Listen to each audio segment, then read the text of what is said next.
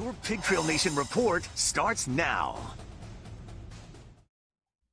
Hey everybody, happy Wednesday. Alyssa Orange here, Tara Talmadge. We've been in here early this morning because for the first time, Tara, we were able to talk to select head coaches at Arkansas and really get into their minds about what these past couple of days have been like. Yeah, and I think as expected, hearing from them and what their reaction was like when they first found out, you really felt for the track team, by the way, because they were all getting ready to compete. They were warming up and then they were told not to. So I think, you know, it's sad listening to them because you could hear it in their voice that it's hard for them, especially you're jumping out of a routine that you've had for years. Yeah. And now what do you do with all this time on your hands, which is something we talked about as well. Yeah, asking them what they're doing with their time is kind of funny to hear what each coach is doing. And of course, Dave Van Horn is like, I'm just trying to stay busy so I can calm myself down. You can kind of tell he's just a guy. He's a busybody. He is, and he's got a lot of emotions. And then you've got Lance Harder, who's like, well, I've got this ranch out in Goshen, so I'm going to just hang out and take my time. But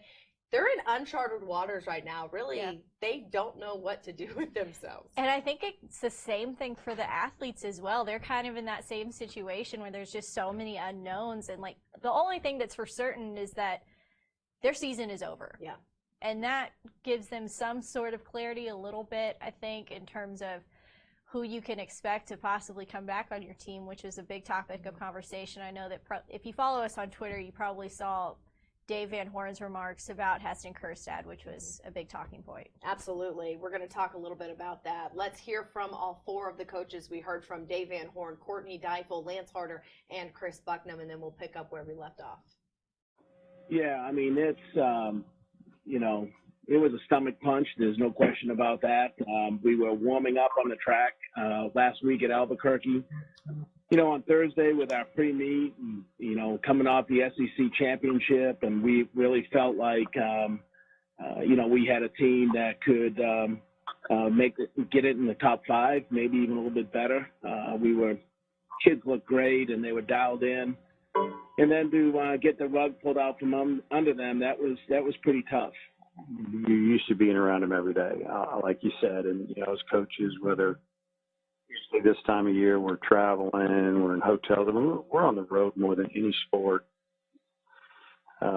You know, at the university, I would think, with you know, 6 days on, 1 day off, and the 1 day off, those guys come to the field. They like being down there. They like being in the locker room. They'll do things on their own. I mean, it's pretty much a seven you know, days a week for them, and at this time of year, and the camaraderie of your locker room, and just being around everybody. It's just kind of a way of life. You know, that's probably the thing that you talk to any athlete that they miss is the locker room and being around the guys, and just the whole atmosphere and the camaraderie. And I think that we've got a good locker room.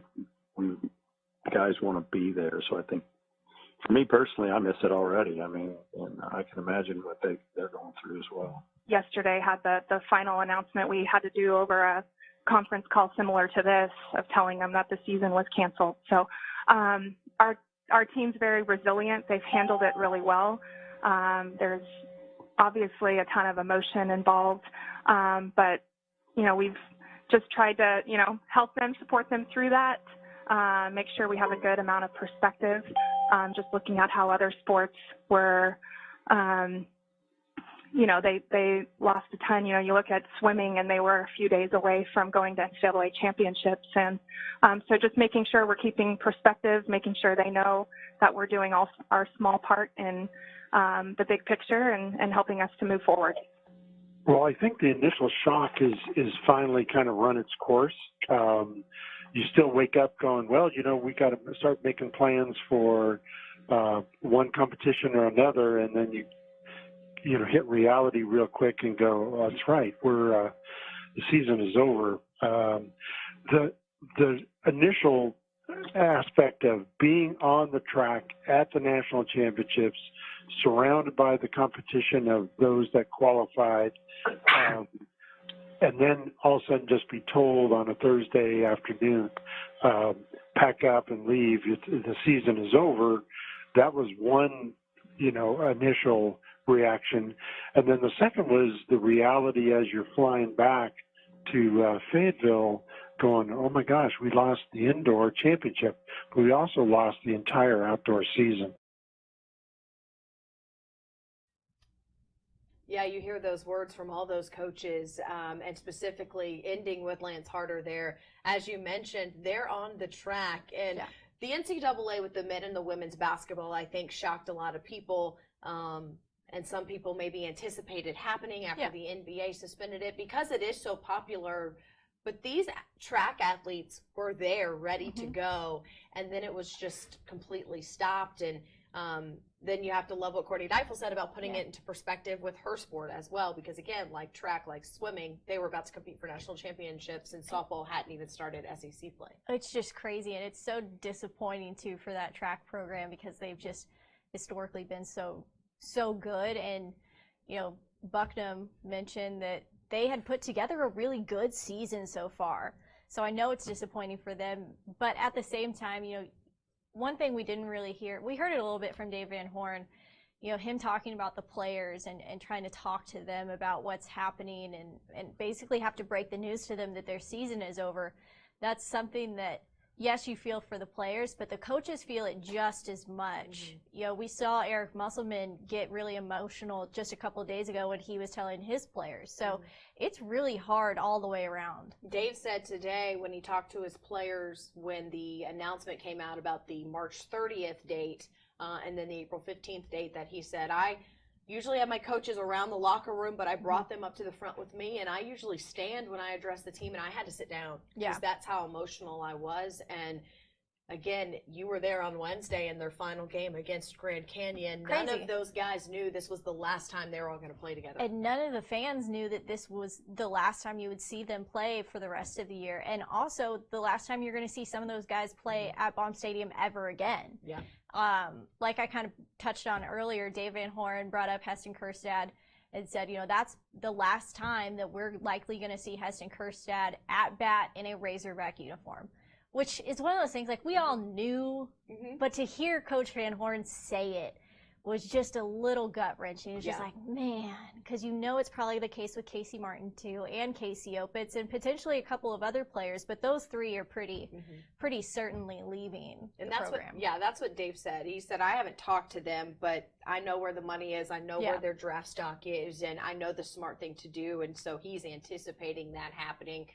Haven't heard from any of those guys specifically. You know, Connor Nolan, another guy who's draft eligible. And we don't know what Connor did. If Connor felt like what he did through the season so far was enough to help his draft stock, or if he comes back and has a full season, we don't know. But yeah, it was pretty emotional for Dave when he talked about Heston, and we're going to talk a little bit more about Heston in our 6 o'clock shows tonight. The records he could have broken, it's just, the way that he was trending up so high, so fast, possible Golden Spikes Award winner. I mean, it's a shame that it was stolen from him, from any baseball player. But yeah, really bummed that Heston Kjerstad fans are just going to be so bummed when, you know, they get drafted and ultimately leave, which is, you're proud of them, you're happy for them, but at the same time, it's just such a bittersweet moment. And, you know, Dave also mentioned other guys too. Christian Franklin was having a great year so far. To kind of slow down that process and the progress that they had made so far really hurts. And it's trying to figure out what type of, you know, potentially fall they could have and getting practices started again with these guys and hopefully kind of pick right up where they left off. You know, it's interesting. He mentioned, you know, with pitchers, they have such a strict plan on getting guys to peak at the right time, how many pitches they're doing, the regimen it takes to make sure that they're playing their best when they're needed in their best. Same with swimming. Swimming got cut off, and you train as a swimmer to where you are swimming your fastest right now. As a track athlete, you are training so that you are your fastest right now. And these are athletes who are in their literal peak of their season, and they can't do anything about it. And, you know, you mentioned track. Something that, honestly, we hadn't really talked too much about is the fact that the Olympics are technically still on right now. So you have a lot of Razorback athletes who are Olympic caliber, and they could possibly go to the trials. So where do they train? Because all the facilities here are shut down right now. They've gone to Colorado to try and train at altitude, but it's just, it's a bad situation all around, and them trying to talk on the phone and send different workouts to their athletes and stuff. So yeah, we saw that video on Twitter. Sandy Morris tying her poles to the top of her Jeep, trying to find somewhere to train, because pole vaulting, you can't just train in your backyard. No, you can't. Very interesting and emotional and an insightful, I think, conversations that we had with our coaches today. If you want to watch those, they're going to be on our website, as well as all the other interviews that we've been doing throughout the week, so you can check those out. Again, we'll talk more about Heston Kjerstad tonight at 6. For Tara Talmadge, I'm Melissa Orange. Thanks for watching. Thanks for watching this Pigfield Nation report.